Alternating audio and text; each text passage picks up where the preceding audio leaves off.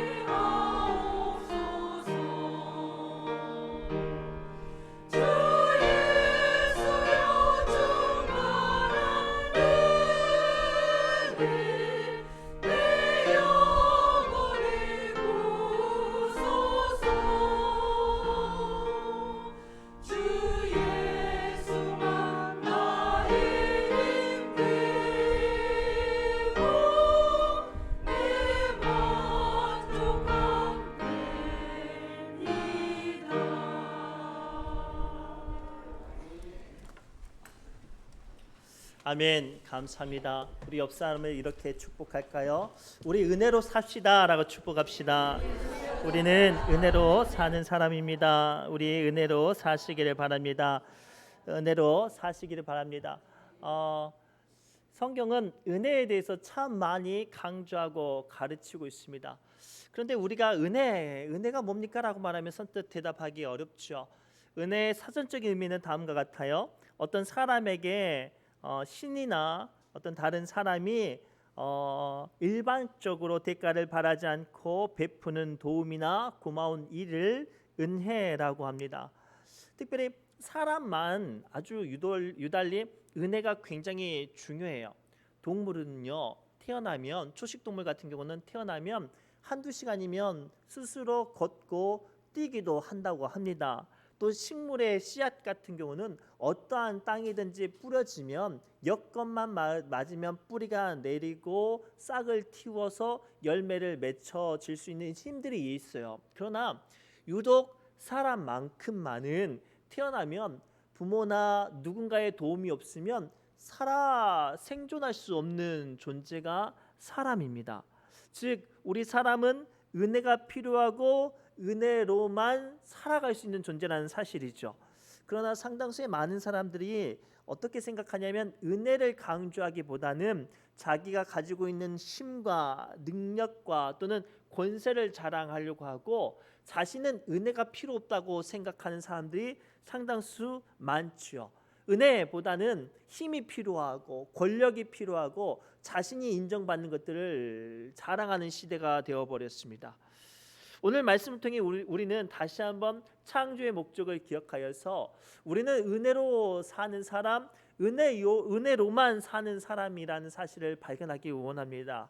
오늘 말씀 통해서 하나님은 이렇게 말씀하세요. 우리는 은혜로 사는 사람입니다. 그것을 알게 하시기 위해서 우리는 약점을 통해 나는 은혜로 사는 사람이구나 라는 사실을 주님은 발견하게 하십니다. 조금 길지만 우리 12장 7절부터 9절까지 말씀을 천천히 한 목소리로 합독합니다. 시작. 여러 계시를 받은 것이 지극히 크므로 너무 자만하지 않게 하시려고 내 육체에 가시 곧 사탄의 사자를 주셨으니 이는 나를 쳐서 너무 자만하지 않게 하려 하심이라. 이것이 내게서 떠나가게 하기 위하여 내가 3번 주께 간구하였더니 나에게 이르시기를 내 은혜가 내게 족하도다. 이는 내 능력이 약한 데서 온전하여 짐이라 하신지라. 그러므로 도리어 크게 기뻐함으로 나의 여러 약한 것들에 대하여 자랑하리니 이는 그리스도의 능력이 내게 머물게 하려 함이라. 아멘. 오늘 말씀의 주인공은 사도 바울이 자기의 신앙적인 고백을 하고 있습니다. 그런데요, 재미있는 건 사도 바울은 굉장히 세상적으로나 영적으로나 믿음적으로 탁월했던 사람입니다.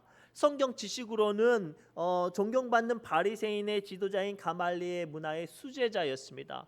이미 사도 바울은 어린 시절에 제자를 양육할 정도로 학문적으로 탁월했습니다. 혈통적으로는 베냐민 지파이며 정통 유대이며 태어날 때부터 로마 시민권자인 고귀한 혈통을 가지고 있었던 사람이었습니다.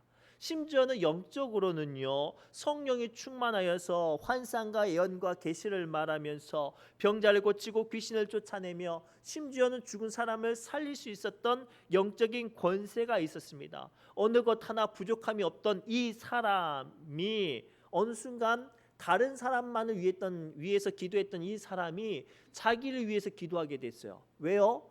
약점이 있어서 그래요. 자기의 약점 때문에 늘 타인을 위해서 기도하고 타인에게 믿음이 무언지 능력이 무언지를 강조했던 사람이 자기를 위해서 기도합니다. 무려 3번이나. 사랑하는 성도 여러분, 오늘 본문에 등장하는 사도 바울처럼 우리는 저마다 세상에서, 교회에서 또는 가정에서 저마다 힘을, 지식을, 경험을, 권세를 자랑합니다.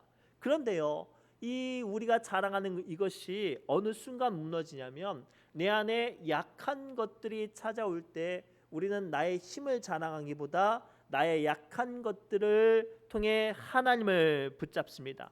사실 세상은요, 약한 것들을 자랑하면 그 순간부터 이미 도태되어 버립니다. 짐승들은요, 똑같이 배 아파서 났어도 약하게 태어난 것은 잡아 먹어버린다고 해요.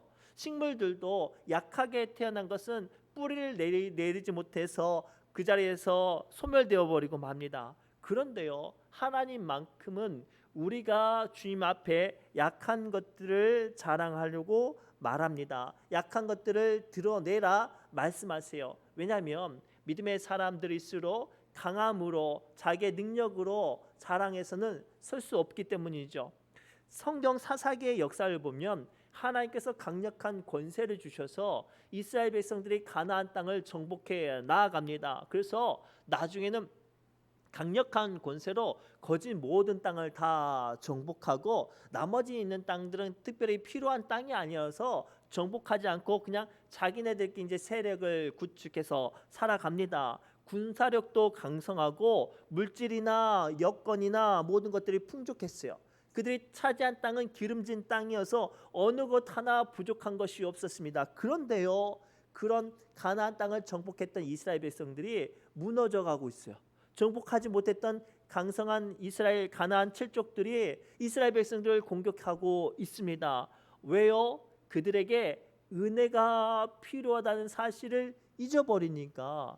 힘도 군사력도 물질도 풍족했던 이스라엘 백성들이 사사 시대를 보면요, 얼마나 허무하게 가나안 나머지 정복하지 못한 이스라엘 백성들에게 동네북처럼 공격당한 것을 봅니다.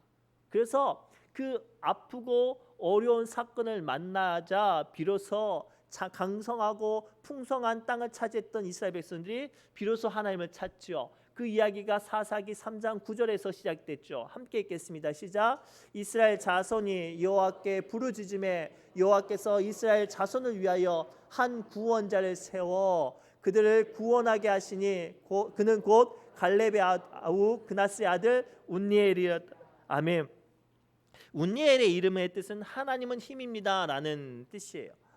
자기의 힘을 의지할 때는 잘 풀리는 것 같지만 결국은 풀리지 않았던 사사 시대의 이스라엘 민족이 처절하게 약점과 무너짐과 공격과 아픔을 당할 때 하나님께서 그들의 부르짖음을 통해 보내주신 사인이 운니엘이었어요. 너희의 가지고 있는 힘이 능력이 아니야. 너희들이 차지한 땅이 힘이 아니야. 너희들이 자랑하는 군사력이 힘이 아니야. 하나님이 힘이야 라는 사실을 깨닫기 위해서 이스라엘의 첫 번째 사사로 보내주신 사람이 운니엘이었어요. 그 운니엘을 통해서 이스라엘 백성들을 9년 동안 힘들게 했던 이 민족을 몰아낸 능력이 임하였습니다. 사랑하는 성도 여러분, 우리는 저마다 힘이 없이 살진 않아요. 오늘 또 밥을 먹고 오늘 또 삶을 살아가며 저마다 경험과 저마다 삶의 터전에서 자기의 생각을 말합니다. 그런데도 불구하고 우리는 원치 않은 아픔과 어려움을 가운데 약함을 만나주셔. 그 순간 우리를 기억해야 돼요. 하나님께서 나에게 약함을 만나고 약함의 순간을 통해서 발견케 하신 이유는 내가 자랑하는 힘과 물질과 경험과 내가 가지고 있는 권세로 살아가는 것이 아니라 하나님의 은혜로 나는 살아가는구나. 그 사실을 깨닫게 하기 위해서 오늘 또 주님은 우리에게 말씀하신 줄 믿습니다. 그래서 요한복음 15장 5절 말씀을 통해 예수님은 다음과 같이 우리에게 말씀하세요. 함께 읽겠습니다. 시작. 나는 포도나무요 너희는 가지라. 그가 내 안에 내가 그 안에 거하면 사람이 열매를 많이 맺나니 나를 떠나서는 너희가 아무것도 할 수 없음이라. 아멘. 왜 우리가 약하냐고요? 믿음이 있지만 물질이 있지만 자녀들도 가족도 있고 일을 하지만 왜 우리에게 자꾸만 약함이 오냐고요? 하나님을 떠나서는 살 수 없음을 깨닫게 하시기 위함인 줄 믿습니다. 그리고 오늘 말씀을 통해 나는 은혜 없이는 살 수 없는 사람이라는 사실을 깨닫고 이 말씀을 붙잡고 승리하시기를 바랍니다. 두 번째, 그렇다면 우리는 하나님의 은혜로 사는 사람이라면 그 은혜가 나의 만족이 되어야 할 줄 믿습니다. 우리 9절 말씀 함께 읽겠습니다. 시작. 나에게 이르시기를 내 은혜가 내게 족하도다. 이는 내 능력이 약한 데서 온전하여 짐이라 하신지라. 그러므로 도리어 크게 기뻐함으로 나의 여러 약한 것들에 대하여 자랑하리니 이는 그리스도의 능력이 내게 머물게 하려 함이라. 아멘. 오늘 말씀을 좀 더 깊게 보면 사도 바울이 원치 않는 약점 때문에 하나님을 찾고 하나님의 은혜를 구했어요. 보통 사람이 아니라 능력의 사람, 기도의 사람, 영적인 사람이 기도를 했단 말이에요. 그러면 하나님께서 들어주셔야 되잖아요. 그런데 하나님께서 사도 바울의 기도에 들어주시지 않고 뭐라고 대답하냐면 내가 너에게 주었던 은혜, 내가 지금 너에게 주는 은혜, 그 은혜가 족하다. 세 번역을 보니까 충분하다라고 말을 해요. 사실 사도 바울은 무언지 알 수 없지만 자기의 약점 때문에 육체에 가시가 있었고 그 가시로 말미암아 사탄이 자기를 공격한다고 말을 하고 이 육체의 가시로 인해서 무려 3번이나 하나님께 기도했다고 고백을 하고 있어요. 사실 이 부분에 대해서 여러 성경학자들은 구체적으로 말할 수는 없지만 다음과 같은 예를 들어요. 사도 바울이 처음 예수님을 만날 때 아주 강렬한 빛으로 인해서 눈이 멀어버렸잖아요. 그 사건 이 후유증으로 눈에 안질이 있어서 눈에 눈병이 있어서 사도 바울이 그것들을 통해서 하나님께 기도했다고 말을 합니다. 다른 사람들은요, 사도 바울이 말 더듬이어서 복음을 전할 때, 전도할 때, 설교할 때 회방이 되어서 그것 때문에 하나님께 기도했다고 말하는 사람도 있어요. 어떤 사람은 사도 바울이 간질이 있어서 그 간질병 때문에 복음의 일들을 감당할 때 회방이 되어서 그 일들을 통해서 하나님 간질병을 고쳐달라고 기도했다고 해요. 어떤 학자들은 이 3가지 문제 때문에 3번 기도했다고 말하기도 합니다. 아무튼 이유는 정확히 알 수 없지만 사도 바울은 자기의 약점 때문에 하나님을 3번이나 찾고 부르짖고 간절히 기도할 정도로 그 약점이 너무나도 큰 문제였어요. 근데 가만히 생각해 보세요. 사도 바울은 보통 사람이 아니에요. 자기의 인생을 전부 다 하나님께 내어 바치고 돌아다니는 곳마다 만나는 사람마다 하나님의 말씀을 전하고 복음을 전했던 사람이었습니다. 그러면 이 사람이 완벽해야 전하는 복음이 힘이 있지 않겠습니까? 생각해 보세요. 여러분들이 동네에 나가서 복음을 전하고 신앙생활을 한다면 하는 일마다 잘 되고 아픈 일도 없고 많은 사람들이 볼 때마다 야, 교회 다니는 사람들은 복 받는구나 라는 것들을 알려줘야 안 믿는 사람도 복음 믿지 않겠습니까? 그런데 하나님께서는 그 약점을 그대로 두셨다는 거예요. 오늘 이 말씀을 통해서 우리는 심각한 고민이 돼요. 아니, 예수를 믿고 복음을 감당하고 그 작은 일들을 감당하면 완벽해야 되는데 왜 여전히 우리에는 원치 않는 질병과 또는 풀리지 않는 숙제가 있는가? 또 도대체 하나님께서는 그 문제를 통해서 하나님께 기도하는데도 불구하고 들어주시지 않는가? 그때 우리는 깨달아야 돼요. 왜 하나님께서 이 약점의 문제를 해결해 주시지 않는지. 그게 2가지 이유가 있어요. 하나는요, 그 부족하고 약한 것들 때문에 하나님의 능력이 나타나셔서 우리의 약점을 그대로 두시는 줄 믿습니다. 뇌병병 장애인 조현철 목사님, 이분이 목사님이세요. 소위 말하는 이제 소아마비 이분이신데 보이세요? 이분이 목사님이세요. 근데 이분이요, 제가 좀 은혜를 받기 원한다면 저는 이 목사님의 설교를 좀 찾아서 들어요. 이분은 소아마비셔서 설교를 하면 10분도 되지 않아서 땀이 뻘뻘 흘려요. 한마디 말을 할 때 얼마나 많이 말을 더듬는지 몰라요. 그리고 그 고개를 막 온몸이 막 가만히 있지를 못해요. 그래서 이 목사님의 설교를 들을 때마다 무슨 말씀을 하는지를 신경 쓰고 듣지 않으면 말이 어눌해서 잘 들리지도 않아요. 그런데 이분의 말씀 한마디 한마디를 보면 정말로 주옥 같은 메시지가 참 많이 들려죠. 그리고 심지어는 이분이 그 와중에 공부를 참 열심히 해서 학식도 또는 성품도 참 좋아요. 그러면서 제가 이분의 설교를 들으면서 문득 그런 생각을 하죠. 야, 이분이 말씀이 참 유창하면, 말씀이 쉽게 귀에 들려지면 더 많은 은혜가 되겠다 싶기도 하면서 문득 깨달아진 게 뭐냐면, 야, 이분이 말씀이 어눌하고 말이 하기 힘들어지니 듣는 사람들이 더 신경 써서 들어서 그 말씀이 들려지는구나. 그래서 은혜가 되는구나 라는 사실을 깨달았어요. 사랑하는 성도 여러분, 왜 하나님께서 우리 안에 약점을 그대로 두시는 줄 아세요? 그 약점으로 말미암아 내 안에 임하는 하나님의 은혜가 능력이 되게 하시기 위함입니다. 우리 이 시간 저마다 고백하지 못하는 약점 있잖아요. 오랜 시간 눈물로 기도하는 풀리지 않는 답답함과 어려운 문제들 있잖아요. 그 문제를 왜 하나님께서 여전히 오늘 또 기도하게 하시는 줄 믿습니다. 왜 기도하시는 줄 아세요? 그로 말미암아 내 안에 역사하시는 하나님의 은혜가 되기 위해서 그래요. 고로 사랑하는 성도 여러분, 오늘 주신 말씀을 붙잡고 여러분들의 약점을 통해 하나님의 능력과 은혜를 고백하시기 바랍니다. 두 번째는요, 하나님의 은혜로만 충분하기 때문에 주님은 오늘 우리에게 베풀어 주신 은혜로 족하다라고 말씀하세요. 쉽게 설명하면 사람들은 매일 살아가기 위해서 숨쉬는 공기가 필요해요. 그렇다고 해서 제가 필요한 공기와 박 장로님이 필요한 공기의 차이가 뭐 몇십 배 차이가 나지는 않아요. 그렇죠? 더 나아가 제가 오늘 쉬는 공기를 모았다가 한 10달쯤 있다가 이때쯤 공기가 좋으니까 이때쯤 공기를 모았다가 10달 후에 그 공기를 몰아서 쉰다고 해서 내게 더 특별한 힘이 되어지지는 않아요. 쉽게 설명하면 하나님께서 이스라엘 백성들을 광야에서 인도해 내실 때 그들에게 만나를 먹이셨죠. 그런데 그 만나를 어떻게 거두게 하셨어요? 매일 필요한 만큼만, 매일 자기가 먹고 싶은 만큼만 거둬들이게 하셨단 말이죠.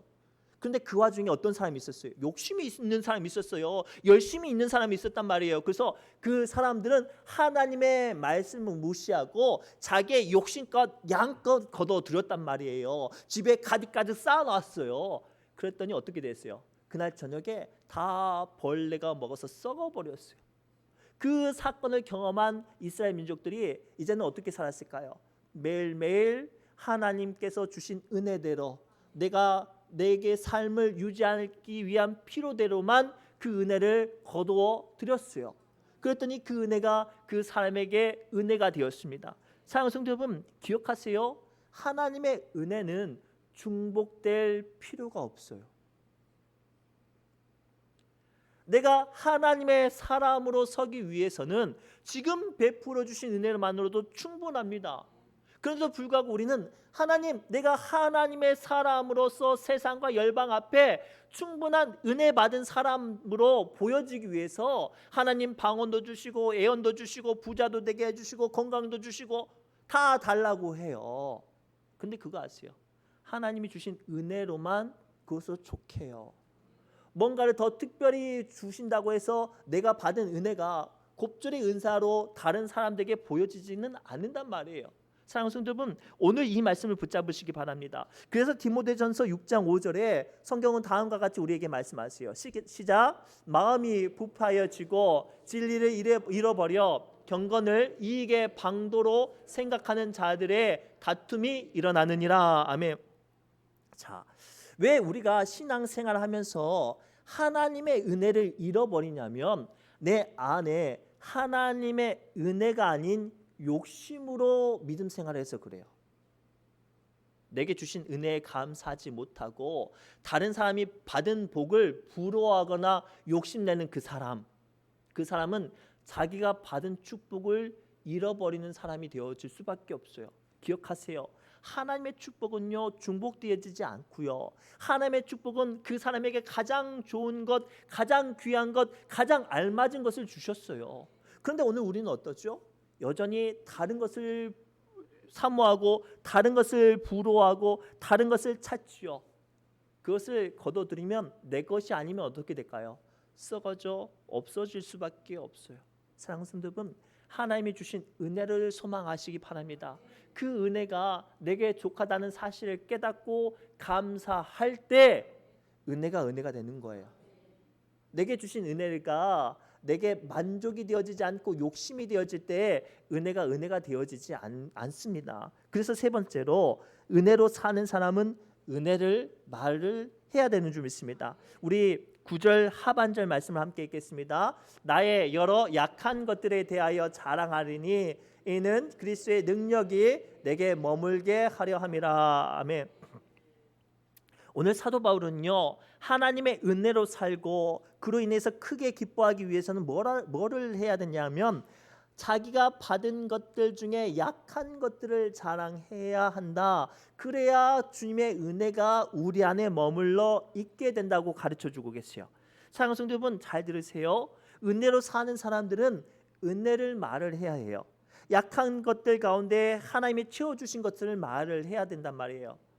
내게 안 주는 것들을 말하는 게 아니라 내게 주신 것들을 말을 해야 그것이 내게 은혜가 될 수 있어요. 약한 것들 가운데 하나님이 힘이 되어주신 것들을 말을 해야 돼요. 하나님께서 도와주시지 않은 것들을 말하면 은혜가 내게 임하지 않는단 말이에요. 약한 것들 가운데 하나님이 주신 위로를 말을 해야 돼요. 그래야 내게 주신 것들이 하나님의 은혜가 되어질 수 있어요. 그래야 주신 은혜가 될 수 있도록 오늘 우리는 믿음의 사람, 은혜의 사람 될 수 있도록 은혜를 말하시기 바랍니다. 그런데 안타깝게도 상당수의 많은 사람들은 하나님의 은혜로 살고 있음에도 불구하고 은혜를 말하지 않아요. 오늘도 불평하고 원망하고 극단적인 말을 하죠. 그래서 하나님이 주신 은혜를 외면합니다. 그러면 어떻게 될까요? 은혜가 사라질 뿐만 아니라 주신 은혜가 원망으로 변질되어 버립니다. 출애굽한 이스라엘 백성들에게 하나님께서는 아무것도 찾을 수 없는 광야에서 한없는 은혜를 부어주셨어요. 뜨거운 낮에는 뜨거울까 봐 구름 기둥으로, 추운 밤에는 추울까 봐 불 기둥으로, 배고프다고 하니까 하늘에서 신령한 양식 만나를 먹여주셨습니다. 심지어는 고기가 먹고 싶다니까 하늘에서 메추라기를 눈처럼 쌓이게 하셨어요. 그런데도 불구하고 이스라엘 백성들은 어떻게 했죠? 원망했어요. 야, 애굽에서는 쉴 만한 곳도 있었고, 애굽에서는 고기 화덕에서 있었고, 애굽에서는 어떻게 했다고 그 입술이 베풀어 주신 은혜를 말하지 않고 원망과 불평을 말하니 어떻게 됐어요? 성경을 보니까요, 민수기 14장 28절을 보니까요, 하나님께서 어떻게 하십니까? 함께 읽겠습니다. 시작.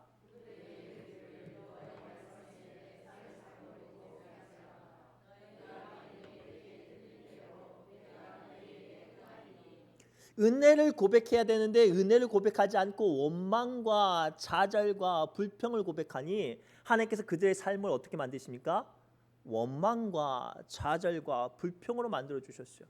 제가 만났던 그 환우 중에 잊혀지지 않는 몇 분이 계셔요. 그 중에 한 분이 어떤 분이냐면 그 말기 간암 환자분이 계셨어요. 그래서 그분의 아내분이 이제 교회 권사님이셨는데 교회 요청하셔서 이제 기도팀이 만들어져 가지고 그분을 위해서 막 간절히 기도를 했어요. 간절히 기도하니까 조금씩 하나님께서 차도를 보여주셨네요. 그런데 암 환자분들은 아시겠지만 항암 치료나 이런 과정이 굉장히 고통스러워요. 굉장히 고통스러워요. 살아있는 세포를 강력한 그 방사선으로 죽이니 건강한 육신의 체력이 버틸 수 있겠습니까? 얼마나 힘들어요. 그래서 그분이 그 치료를 받고 나면 그렇게 불평해요. 그냥 이러다 확 죽어버리지 말지 막 그런 불평을 했단 말이에요. 그러면 그 이야기를 듣는 같이 기도하는 사람들의 마음이 어떨까요? 기도의 힘이 뚝 떨어져 버리는 거예요. 겨우 낫는데도 불구하고 그 과정들이 너무나도 힘들었던 것을 봐요. 사랑하는 성도 여러분, 은혜는요, 은혜를 말을 해야 하나님이 역사하시는 능력과 힘과 위로가 강력해지는 줄 믿습니다. 고로 우리는 은혜를 말을 해야 돼요. 내 삶이 힘들고 절망스러울수록 하나님께서 내 삶 가운데 주시는 위로가 크게 역사하기를 원한다면 그럴수록 우리는 은혜를 찾고 은혜를 말을 해야 해요. 그래야 하나님께서 주시는 은혜의 복들이 우리 삶 가운데 임하는 줄 믿습니다. 그래서 베드로전서 3장 9절에 성경은 다음과 같이 우리에게 당부하시요. 함께 읽겠습니다. 악을 악으로 욕을 욕으로 갚지 말고 도리어 복을 빌라. 이를 위하여 너희가 부르심을 받았으니 이는 복을 이어받게 하려 하심이라. 아멘. 하나님이 우리를 부르신 이유가 뭐예요? 우리에게 은혜 주시기 위해서, 우리의 문제가 해결되기 위해서, 우리의 약함의 능력과 위로와 치유와 권세와 하나님의 도우심을 주시기 위해서 부르시지 않았습니까? 그렇다면 우리의 입술이 하나님의 은혜를 말을 해야 해요. 그래야 그 은혜가 내게 말미암아 복이 이어받게 되는 거예요. 우리가 잘 아는 이삭이요, 아브라함의 아들이잖아요. 왜 이삭이 복 받은 줄 아세요? 이삭은요, 아브라함의 복을 간직할 뿐만 아니라 그 복을 말할 수 있는 사람이었어요. 사실 이삭은요, 자기의 아버지의 재산을 다 물려받지 않았어요. 그냥 자기 아내와 한 번도 농사 짓지 않았던 블레셋 땅에 들어가서 농사를 지었네요. 그랬더니 하나님께서 큰 복을 주셔서 그 가뭄의 때에 블레셋 사람들은 다 망하고 있는 때에 이삭만 100배의 결실을 맺게 해서 부자가 됐어요. 그때부터 이삭이 부자가 된 거예요. 근데 문제는요, 그 은혜를 받으니, 그 축복을 받으니 블레셋 사람들이 얼마나 꼴보기 싫어했겠어요.